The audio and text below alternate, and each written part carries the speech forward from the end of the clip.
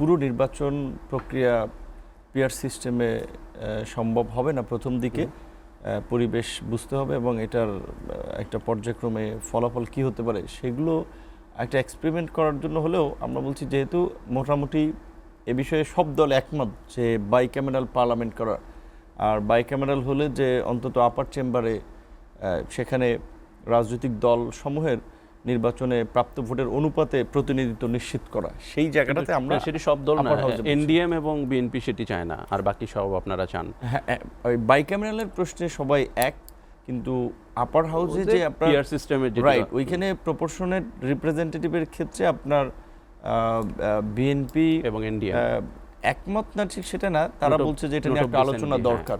Note of dissent দিয়েছিল যখন এটা ঐক্যমত পাশ হয়েছে। বিএনপির এরকম একটা ইয়ে ছিল যে ধরেন আপনার ওই নারী আসনের মতো যে যাদের যে কয়জন এমপি থাকবে সেই অনুপাতে ওই অনুপাতে হতে পারে, কিংবা এরকম একটা ইনফর্মাল আলাপ আলোচনা উঠেছিল যে অর্ধেক এমপি আর অর্ধেক প্রাপ্ত ভোট। সো বিএনপির আলোচনাটা ফাইনালি কনক্রিট হয় না যে এই পজিশনটাই বিএনপি চায়।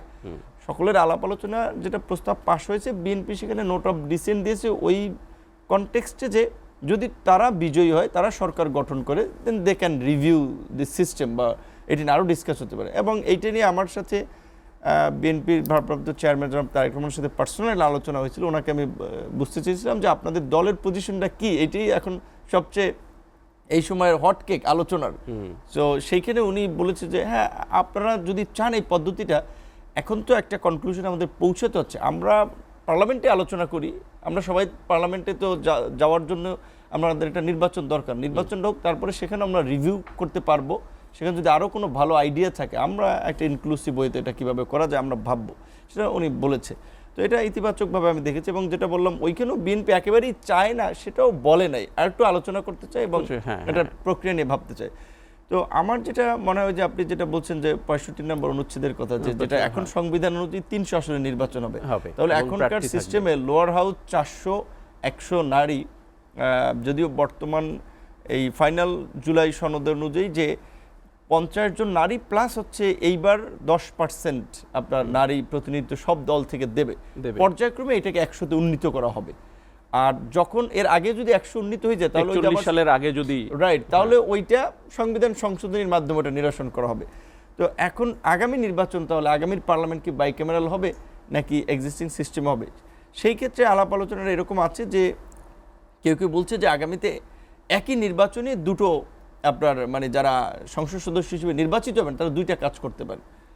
সে ফর এক্সাম্পল, সেটা প্রথম দিকে হতে পারে যে ধরেন 1 মাস কিংবা 3 মাস এইটা গণপরিষদ নির্বাচন হিসেবে ফাংশন করবে, দেন এইটাই পার্লামেন্ট হিসেবে পরবর্তীতে ফাংশন করবে। গণপরিষদ এই কারণে যে সংবিধানের যে সমস্ত বিষয়গুলো আলাপ আলোচনা হয়েছে, যেটার জন্য সংবিধান সংশোধন প্রয়োজন হয়, সেই সংশোধনী এবং সেই প্রক্রিয়াটা শেষ করে এইটা, তাহলে হচ্ছে যে দুইটা নির্বাচন, ধরেন গণপরিষদ নির্বাচনের কথা বা এরকম যে একটা প্রয়োজনীয়তার বিষয় আছে, সেই ক্ষেত্রে রাজনৈতিক দলগুলো বা অনেক ধরনের একটা সংশয় আছে যে একটা নির্বাচন করে আবার এটাই আর একটা ওই জাতীয় নির্বাচন শেষ পর্যন্ত পিছিয়ে যায় কিনা, একটা ক্রাইসিস তৈরি হয় কিনা, ওই অনিশ্চয়তা এড়াতে এরকম একটা আলোচনা হচ্ছে যে দুটো নির্বাচন একসাথে করা। কিন্তু নির্বাচন কমিশনের প্রস্তুতি তো শুধুমাত্র জাতীয় নির্বাচন নিয়ে, পার্লামেন্টের নির্বাচন নিয়ে বা গণপরিষদ নির্বাচনের যেই দাবি উঠছে নাগরিক পার্টির পক্ষ থেকে যে নির্বাচন হবে, কিন্তু সেটা গণপরিষদ নির্বাচন, অন্য কোনো নির্বাচন নয়, বা আপনিও যেটি বলছেন যে গণপরিষদের কথা, এটির কি কোনো প্রস্তুতি জাতীয়ভাবে আসলে আছে? আপনি বলছেন আলাপ হচ্ছে।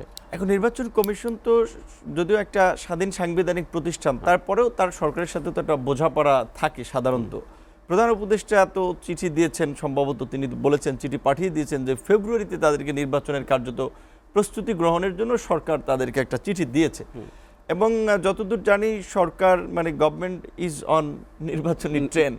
তো সেই ক্ষেত্রে এখন আমরা ডিমান্ড করলেও এইটা কতদূর কি হচ্ছে সেটা নিয়ে কনফিউশন। কিন্তু এই যে ডিমান্ডগুলো, এই ডিমান্ডগুলো কি আসলে জাতীয় নির্বাচনকে একটু বাধাগ্রস্ত করছে বলে মনে করেন না? এই ডিমান্ড, এই যে পিআরের ডিমান্ড, তারপরে এই যে গণপরিষদ নির্বাচনের ডিমান্ড, স্থানীয় সরকার নির্বাচন যদিও এখন একটু পিছনে চলে গেছে, জাতীয় নির্বাচনকে কি একটু বাধাগ্রস্ত করছে না? এটা নির্বাচনের আগে যদি এখনো এই সমস্ত বিষয় যদি মানে মীমাংসা না হয়, তাহলে তো একটা সংকট তৈরি হচ্ছে। এবং ধরেন রাজনৈতিক দলগুলো কিছু কিছু, আমরা ছাড়া আমরা বলছি, আমরা সবসময় একটা কথা বলছি, আমাদের দলের একটা পজিশন আছে, কিন্তু বৃহত্তর জাতীয় ঐক্যের স্বার্থে আমরা সেই জায়গাটাতে কম্প্রোমাইজ করতে এগ্রি, এটাই রাজনীতি। গ্রেটার ইন্টারেস্টের জন্য। Exactly. আমি যেটা চাবো চাঁদের দেশে ওইভাবে এটা তো হবে হবে না, না। অন্যদেরও তো একমত হইতে হবে। সেখানে আমরা বলছি যতটুকু সংস্কার করা যায়, যতটুকু বাস্তবায়ন করা যায় রাজনৈতিক ঐক্যমতের ভিত্তিতে করতে হবে। সেই ক্ষেত্রে এখন রাজনৈতিক দলগুলো তো তার দলের জায়গা থেকে বিভিন্ন ধরনের কর্মসূচি দিচ্ছে, এবং এইটা নিয়ে যদি মাঠের কোনো একটা আন্দোলনে গড়ায় তাহলে কিন্তু নির্বাচন নিয়ে একটা সংশয় তো থাকেই। সেই জায়গা থেকে আমার মনে হয় এখানে দুইটা পক্ষকে গুরুত্বপূর্ণ দুটো রোল প্লে করতে হবে। এক নম্বর হচ্ছে গভর্নমেন্টকে, আর একটা হচ্ছে বিএনপিকে। যেহেতু এই মুহূর্তে বিএনপি একটা রাজনৈতিক দল এবং গণ অধিকার অনেকে ভাবছে যে পরিষদ কি সম্ভাব্য নির্বাচনী ট্রেনে ক্ষমতাসীন উঠে দল। গেছে? গণ অধিকার পরিষদ কি নির্বাচনী ট্রেনে উঠে গেছে, নাকি ওই আন্দোলনে শামিল হওয়ারও চিন্তা ভাবনা না, আছে? শামিল হওয়া আমাদের একটা পরিষ্কার অবস্থান যে এটা যে যতটুকু সংস্কারের আলাপ আলোচনা সিদ্ধান্ত হয়েছে এইটা শুধুমাত্র কাগজে কলমে থাকলে হবে না, এইটার একটা লিগ্যাল ভিত্তি দিতে হবে। সেটা যে আইনি ভিত্তি প্রক্রিয়া থাকতে হবে। সেটার বিষয়ে একটা সমাধানে আমাদেরকে পৌঁছতে হবে। ওই বিষয়ে আমরা পৌঁছাইনি, যেটা সংস্কার কমিশন বলেছে যে আমরা এই পরবর্তী 2 বছর সংসদ, নির্বাচিত সংসদ 2 বছরে বাস্তবায়ন করবে, ওইটার সাথে আমরা একমত না। সেই কারণে আমরা চাচ্ছি সব দল, আমাদের বন্ধুপ্রতিম সংগঠনগুলো তাদের সাথে আলোচনা করে যেন সবাই ওই পয়েন্টে আসে, যেন এটার কিভাবে একটা লিগ্যাল সনদে যে 8টা অঙ্গীকারনামা দেয়া আছে সেখানে কি নিশ্চিত করে না, আইনি ভিত্তি নিশ্চিত করে না সনদের? না, এখানে যে সংবিধানের সাথে যদি কোনো কিছু কন্ট্রাডিক্টরি হয় তাহলে সনদকে প্রাধান্য দেয়া হবে, অন্য সময় যেটি সংবিধান প্রাধান্য এটা পেত। তো আপনি বলছেন, আপনার কথার তো এটা তো কোনো দাম নাই। সনদেরই লেখা 8 দফা অঙ্গীকারনামা। আপনি লিখছে কারা কারা সিগনেচার গুলো, তাদের অথরিটি, ধরেন লিগ্যাল অথরিটি কি, এইটা কোর্টের কাছে আপনি সাইন করলে এটা ভবিষ্যতে টিকবে।